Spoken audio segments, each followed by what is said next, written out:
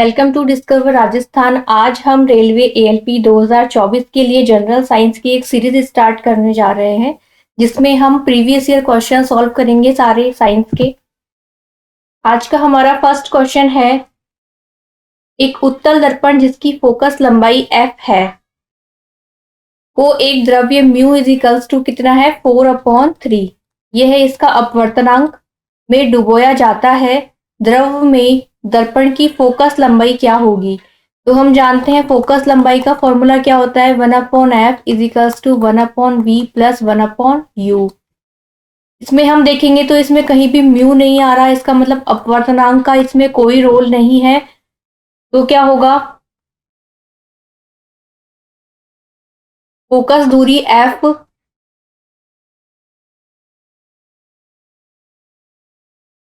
Focus दूरी f क्या होता है, अपवर्तनांक म्यू पर निर्भर नहीं होती है। तो इसकी वैल्यू क्या आ जाएगी, जो पहले थी मतलब जो f थी वही वैल्यू क्या आ जाएगी लास्ट में। इसका करेक्ट आंसर होगा ऑप्शन नंबर 4।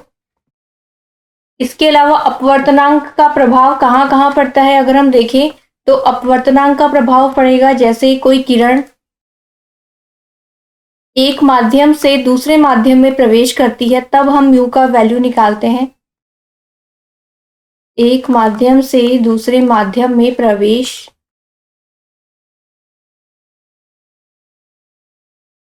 नेक्स्ट क्वेश्चन है, नकारात्मक त्वरण निम्न में से किसकी दिशा के विपरीत होता है, वेग, बल, दूरी या गति।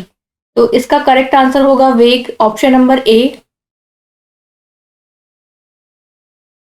क्योंकि क्या होता है, एक तो वेग क्या होता है जो समय के सापेक्ष विस्थापन में,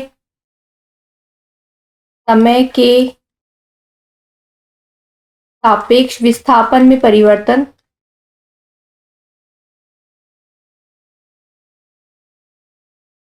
इसके अलावा इसका फॉर्मूला अगर हम देखें तो v इजिकल्स टू होता है dx/dt, जिसमें x क्या है विस्थापन है और t क्या है समय है, और ये होती है सदिश राशि। सदिश राशि इसके अलावा अगर हम देखें नेक्स्ट बल, तो बल होता है F is equals to ma। m क्या है इसमें द्रव्यमान और a क्या है इसमें त्वरण, किलोग्राम इंटू मीटर पर सेकंड स्क्वायर इसका मात्रक है। इसके अलावा इसकी विमा देखिए हम L1 T-2 इसकी विमा होती है, और इसका अगर हम देखें इसे हम डिनोट करते हैं न्यूटन से। इसके अलावा नेक्स्ट है दूरी, दूरी को हम नापते हैं ओडोमीटर से, ओडोमीटर। इसके अलावा दूरी क्या होती है, एक अदिश राशि होती है, बल भी एक सदिश राशि है। फिर है नेक्स्ट गति। अब गति क्या होती है, गति को हम अलग अलग प्रकार से डिवाइड करते हैं। जैसे अगर समय के अनुसार हम डिवाइड करें गति को, तो ये दो तरीके की होगी। फर्स्ट होगा इसमें आवर्त गति और सेकंड होती है इसमें अनावर्त गति। इसके अलावा अगर हम इसे विमा के आधार पर डिवाइड करें तो ये होती है एक विमीय, द्विविमीय और त्रिविमीय।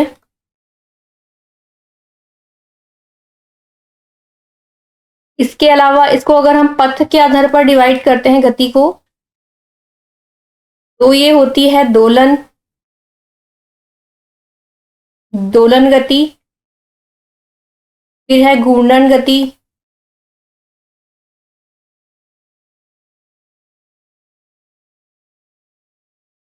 इसके अलावा अन्य गतियां अगर हम देखें तो ये होती है, एक तो होती है यादृच्छिक गति, प्रक्षेप्य गति, वृत्तीय गति, ये इसके टाइप्स है। इसके अलावा पथ के आधार पर एक और होती है स्थानांतरित गति। नेक्स्ट क्वेश्चन है, निम्नलिखित में से किस अभिक्रिया द्वारा उच्च प्रतिक्रिया वाली धातु का निष्कासन होता है। इसमें बोला है उच्च प्रतिक्रिया वाली धातु। ऑप्शन है कैल्सिनेशन, इलेक्ट्रोलिसिस, रोस्टिंग, उपयुक्त एजेंट द्वारा अपचयन। तो उपयुक्त एजेंट द्वारा अपचयन तो नहीं होगा इसमें, क्योंकि अगर हम देखें कैल्सिनेशन को, तो कैल्सिनेशन कौन सी प्रक्रिया होती है? यह एक हवा की अनुपस्थिति में होने वाली प्रक्रिया है, इसमें हवा की अनुपस्थिति होगी। इसके अलावा ये होती है उच्च ताप पर, और इसका गलनांक होता है कम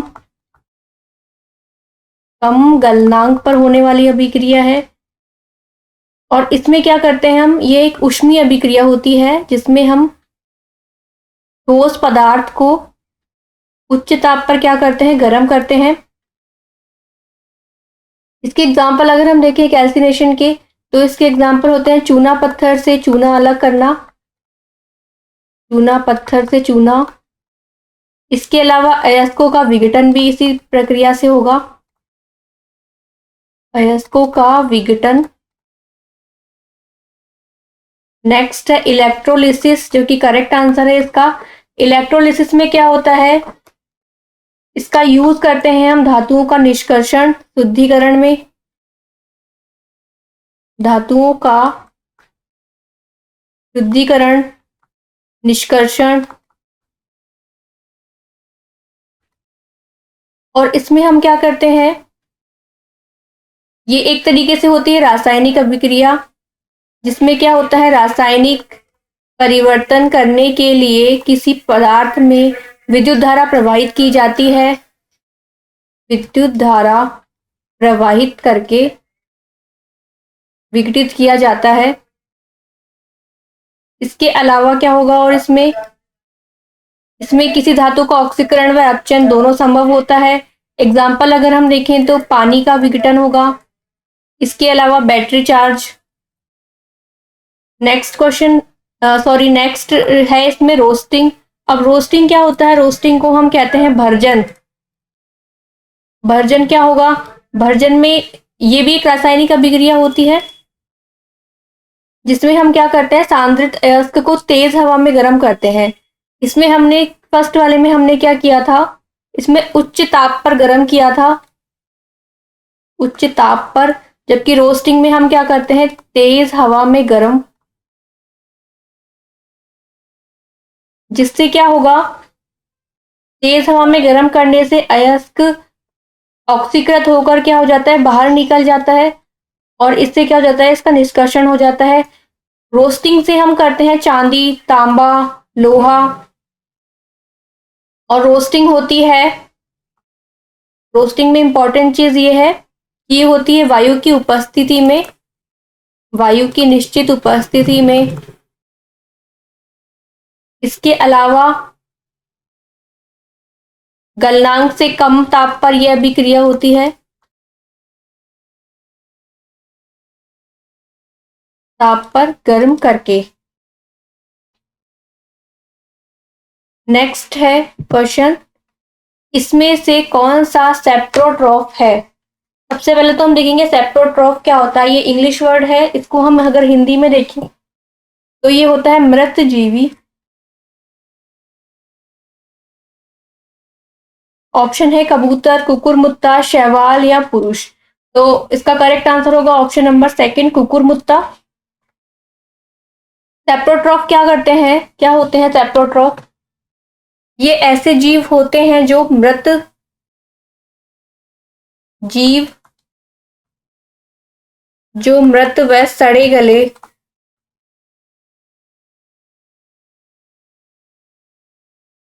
कार्बनिक पदार्थों से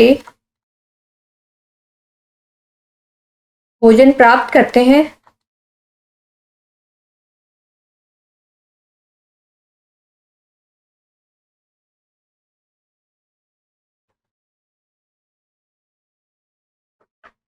इसके एग्जाम्पल्स अगर हम देखें, कुकुरमुत्ता होता है एक तरीके से मशरूम, और इसके अन्य नाम है जैसे छत्रक, छत्रक कहेंगे, या इसे खुम्ब भी कहते हैं।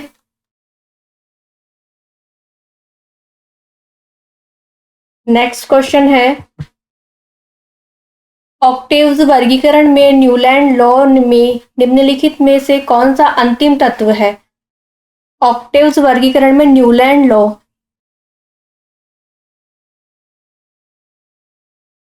न्यूलैंड लॉ क्या कहता है? इसमें हम जब आवर्त सारणी को देखते हैं,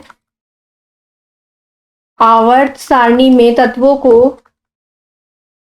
उनके परमाणु द्रव्यमान के बढ़ते क्रम में इन्होंने डिवाइड किया है। परमाणु द्रव्यमान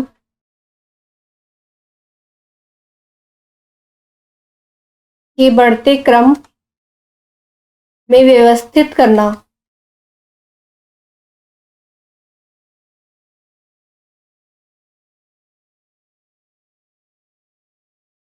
उसके बाद इन्होंने क्या किया? व्यवस्थित करके आठवें तत्व के गुण क्या कर दिए? फर्स्ट तत्व के सेम माने हैं इन्होंने करके। एक सेकेंड,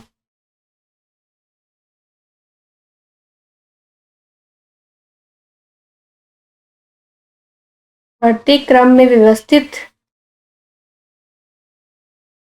करते समय आठवें तत्व के गुण फर्स्ट तत्व के सेम माने हैं।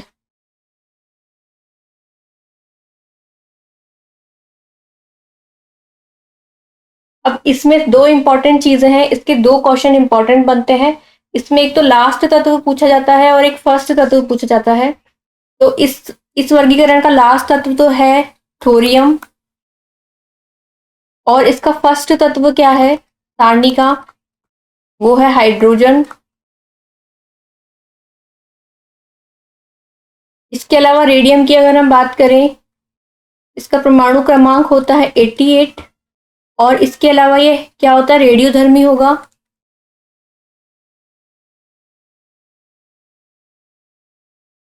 और ये होता है चांदी के जैसा।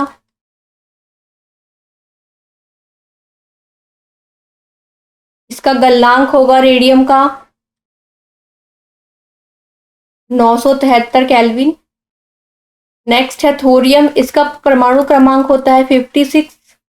फिर है लोहा फेरस, हम जानते हैं इसका परमाणु क्रमांक होता है 26। और इसके अयस्क होते हैं हेमेटाइट, मैग्नेटाइट, लिमोनाइट, सिडेराइट। फिर है रोडियम, इसका परमाणु क्रमांक होता है 45। और ये रासायनिक रूप से क्या होता है? निष्क्रिय होता है।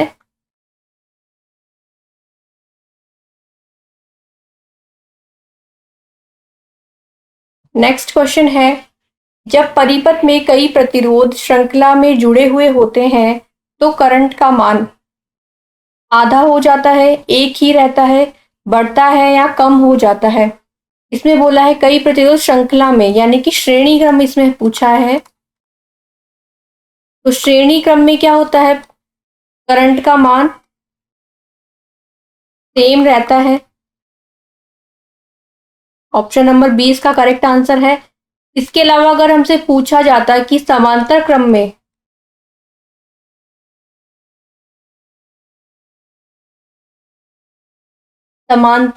में क्या सेम रहता है, तो इसमें रहता है वोल्टेज सेम।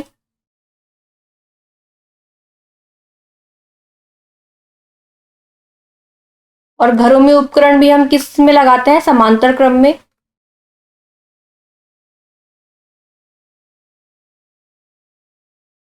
नेक्स्ट क्वेश्चन है, उस धातु का नाम बताएं जिसे आसानी से चाकू से काटा जा सकता है।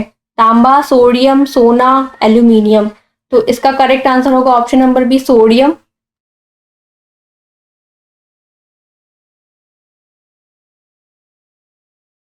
गोल्ड का परमाणु क्रमांक होता है 79। इसके अलावा अगर चांदी का पूछा जाए, सिल्वर का, ये होता है 47। और एल्यूमिनियम के बारे में एक क्वेश्चन बनता है कि भूपर्पटी पर सबसे मैक्सिमम धातु कौन सी है, तो वो है एल्यूमिनियम। नेक्स्ट क्वेश्चन है, पानी को ब्लीचिंग पाउडर में मिलाने पर कौन सी गैस निकलती है? कार्बन डाइऑक्साइड, ऑक्सीजन, क्लोरीन या हाइड्रोजन?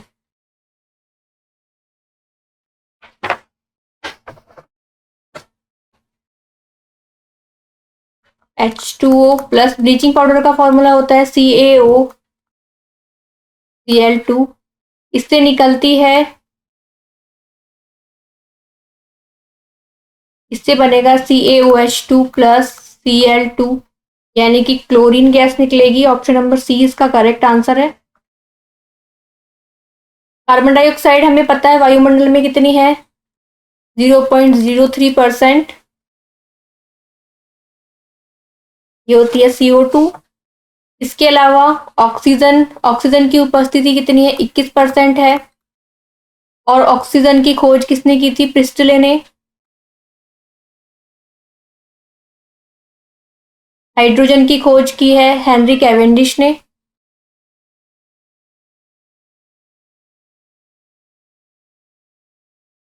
क्लोरीन की खोज अगर हम देखें, ये की है रेले ने।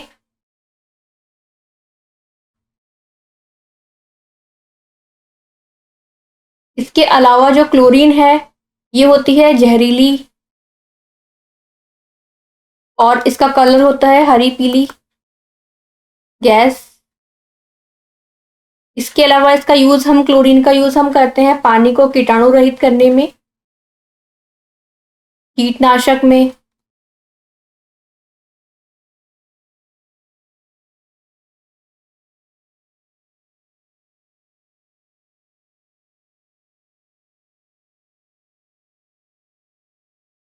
इसके अलावा अगर हम देखें वायुमंडल में अन्य गैसों का प्रतिशत कितना है, तो कार्बन डाइऑक्साइड हो गई 0.03%, ऑक्सीजन हो गई 21%, नाइट्रोजन हो गई 78%, ऑर्गन हो गई 0.93%, और जल वाष्प होगा।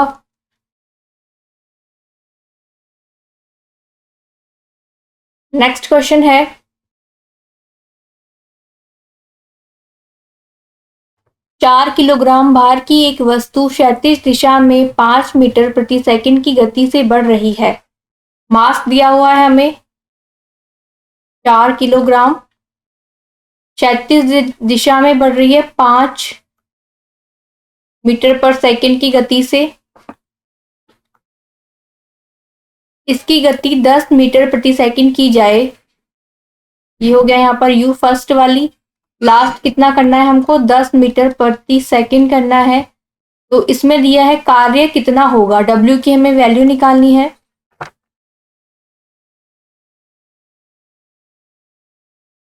तो ये होगा W इजिकल्स टू 1/2 गतिज ऊर्जा में परिवर्तन करके M1 MV1 minus MU2 square 1/2। M कितना है इसमें 4,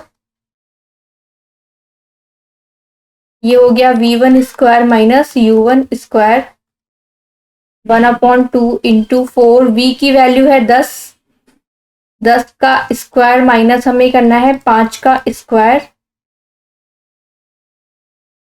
2 इंटू ये हो गया 100 माइनस का 25, यानी कि 2 इंटू 75, तो ये हो गया 150 जूल। ऑप्शन नंबर 20 का करेक्ट आंसर है। नेक्स्ट क्वेश्चन है, प्रतिरोध की SI इकाई है जूल, कूलाम, ओम या न्यूटन। तो जूल हम जानते हैं कार्य और ऊर्जा की है,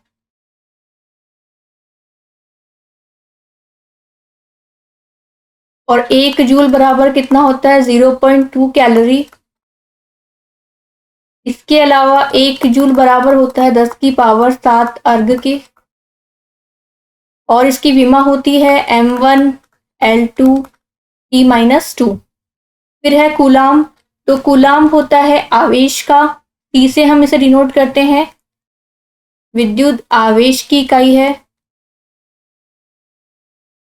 और अगर हम Q की वैल्यू देखें, ये होता है एम्पियर, यानी कि धारा बराबर होता है Q/T। तो Q इजिकल्स टू क्या होता है, IT।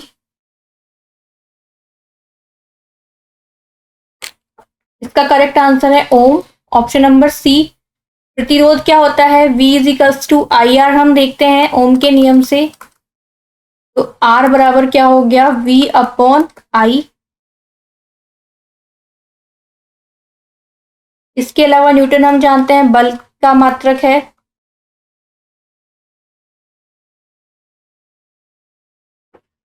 बल क्या होता है? F is equals to ma। ये होता है m1L1T-2।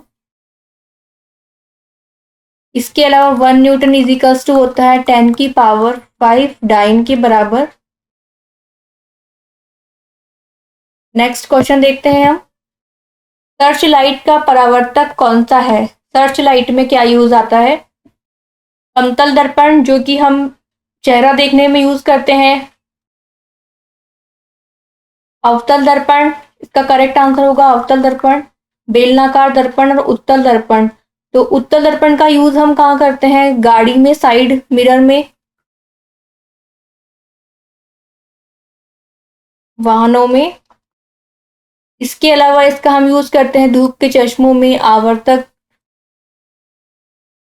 फिर है अवतल दर्पण, इसका हम यूज करते हैं सर्च लाइट्स में। इसके अलावा दंत विशेषज्ञ इसका यूज करते हैं।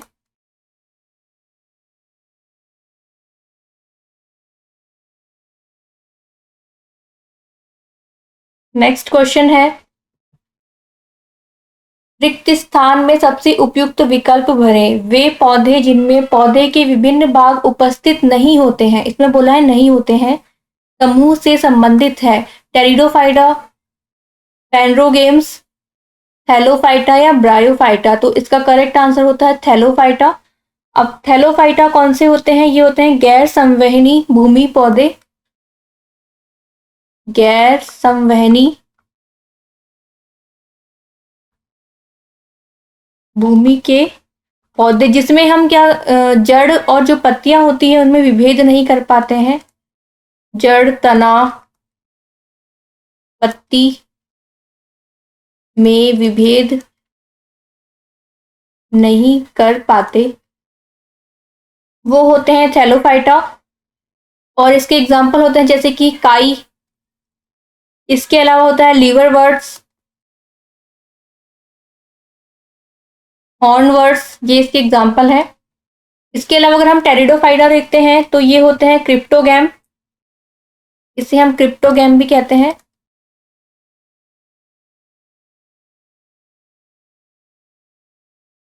और इसमें फूल और बीज नहीं होते हैं।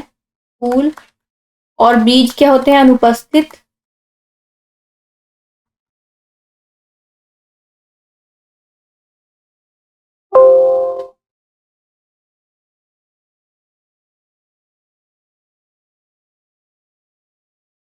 नेक्स्ट है इसमें ब्रायोफाइटा।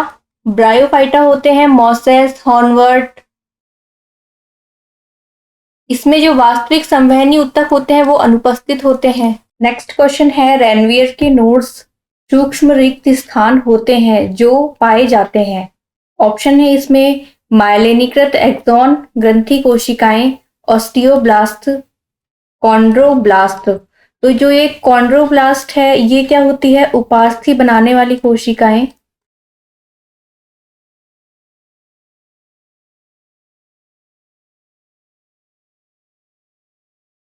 इसके अलावा ये है ऑस्टियोब्लास्ट, ये होती है हड्डियां बनाने वाली कोशिकाएं,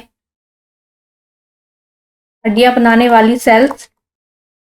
इसका करेक्ट आंसर है ऑप्शन नंबर फर्स्ट, माइलिनीकृत एक्सॉन। अगर हम देखें ये किस में पाया जाता है?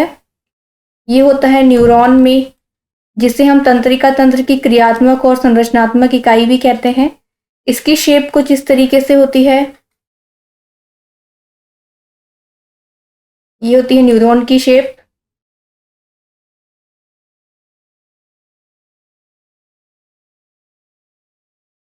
ये होते हैं सिनेप्टिक नोड्स, सिनेप्टिक पुट्टिकाएं। इसके अलावा इसमें केंद्रक, डिस्टल के कण, डेंड्राइन्स, माइलिन शीथ, ये कुछ इस तरीके से स्थित होंगी। ये होते हैं डेंड्राइन्स, केंद्रक। ये जो डॉट डॉट इसमें है ये कण है, इसे हम कहते हैं निस्सल कण।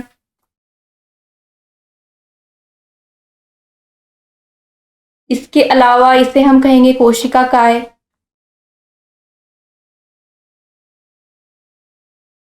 ये होते हैं माइलिन शीथ।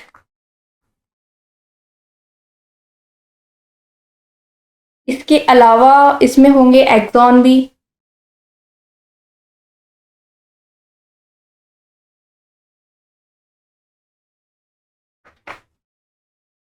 नेक्स्ट क्वेश्चन है, एक परमाणु में न्यूट्रॉन की संख्या किसके बराबर होती है? द्रव्यमान संख्या, परमाणुओं की संख्या, परमाणु संख्या, इलेक्ट्रॉन की संख्या या द्रव्यमान संख्या। तो द्रव्यमान संख्या हम जानते हैं क्या होती है,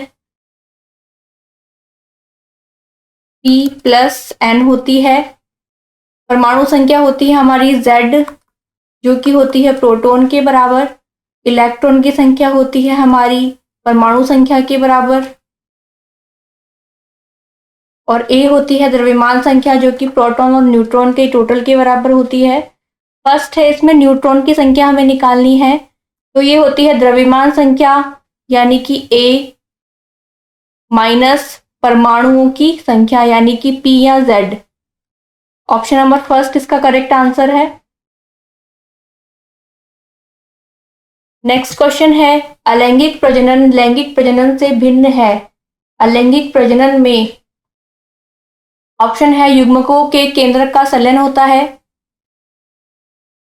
प्रजनन में युग्मक पैदा होते हैं, वंश विविधताओं को दर्शाता है, नए जीव जनक माता पिता के समान होते हैं। तो इसका करेक्ट आंसर होगा ऑप्शन नंबर 4। अलैंगिक जनन में क्या होता है, इसमें जो एकल जनक है, एकल जनक से जीव की उत्पत्ति होती है। इसके अगर हम एग्जांपल्स देखें तो ये इसमें है खमीर में, स्पंज में, इसके अलावा हाइड्रा में। और इसकी विधियां होंगी अलैंगिक प्रजनन की, जैसे खंडन, विखंडन,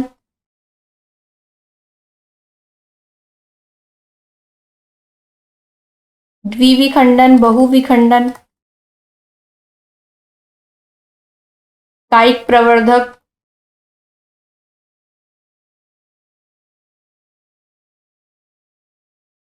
मुकुलन और बीजाणुओं द्वारा।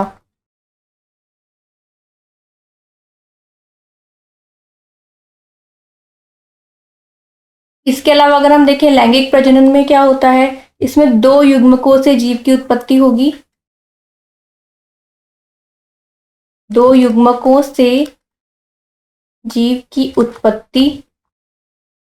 नेक्स्ट क्वेश्चन है, NH4 के अणु में कितने परमाणु होते हैं? ये होता है अमोनियम सल्फेट, और इसमें अगर टोटल परमाणु काउंट करेंगे तो इसका करेक्ट आंसर होगा 15। जैसे कि NH4 का होल ट्वाइस SO4 है, इसमें नाइट्रोजन के परमाणु हो गए इसमें 2, हाइड्रोजन के हो गए इसमें 8, सल्फर 1 और ऑक्सीजन के हो गए इसमें 4। तो ये हो गए टोटल 15। नेक्स्ट क्वेश्चन है, संवेग को किसके गुणनफल के रूप में व्यक्त किया जाता है? संवेग होता है P = mv।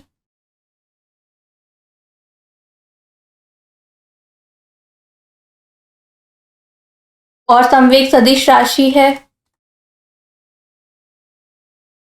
तो इसका करेक्ट आंसर होगा ऑप्शन नंबर सी, द्रव्यमान और वेग। m यहाँ पर क्या है, द्रव्यमान, और v क्या है, वेग है। इसमें द्रव्यमान और त्वरण ma होता है, f होता है। इसके अलावा जड़ता क्या होगी, किसी वस्तु का वह गुण जिसमें जो वह वस्तु गति करती है, गति अवस्था में परिवर्तन का क्या करेगी, विरोध करेगी। नेक्स्ट क्वेश्चन है, मेंडलीव की आवर्त सारणी में तत्वों के गुणों को उनके का आवधिक स्वभाव माना जाता है? परमाणु संख्या, द्रव्यमान संख्या, आयनीकरण एंथैल्पी, परमाणु का आकार। इसमें करेक्ट आंसर है ऑप्शन नंबर सेकंड, परमाणु द्रव्यमान। मेंडलीव ने किस आधार पर आवर्त सारणी में डिवाइड किए तत्वों को? परमाणु द्रव्यमान के आधार पर। इसमें है दिया हुआ आयनीकरण एंथैल्पी, जो कि क्या होता है, जब हम किसी गैसीय परमाणु से क्या निकालते हैं, इलेक्ट्रॉन निकालते हैं, तो उसके लिए जो ऊर्जा की हमें आवश्यकता होती है इलेक्ट्रॉन निकालने में आवश्यक ऊर्जा, वो कहलाती है आयनीकरण एंथैल्पी या आयनन विभव।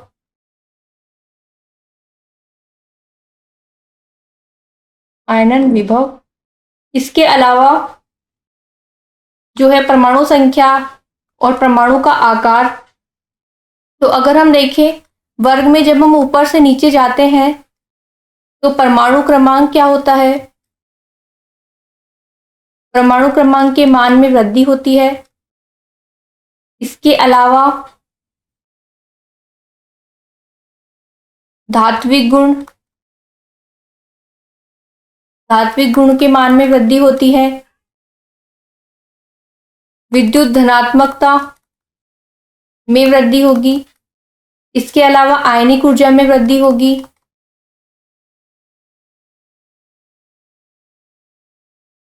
नेक्स्ट क्वेश्चन है, निम्नलिखित में से कौन सा अम्ल लाल चींटियों में उपस्थित होता है? Malic acid, oxalic acid, formic acid या टैनिक एसिड। तो इसका करेक्ट आंसर है option number C, formic acid, जिसे हम कहते हैं मेथेनोइक एसिड।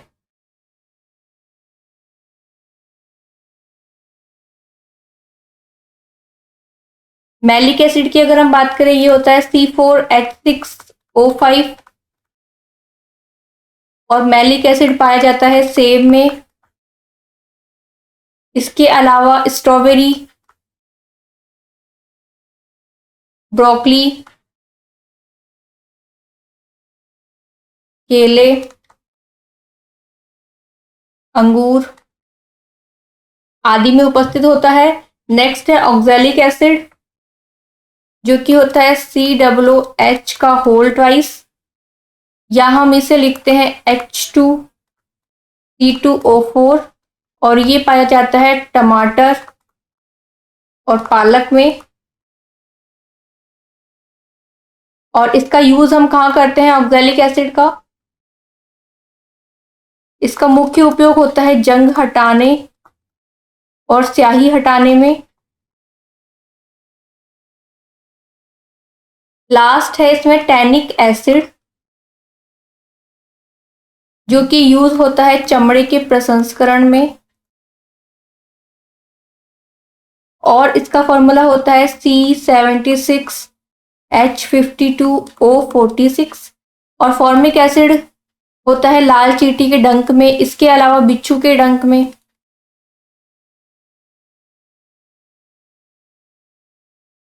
और इसका फॉर्मूला है HCOOH।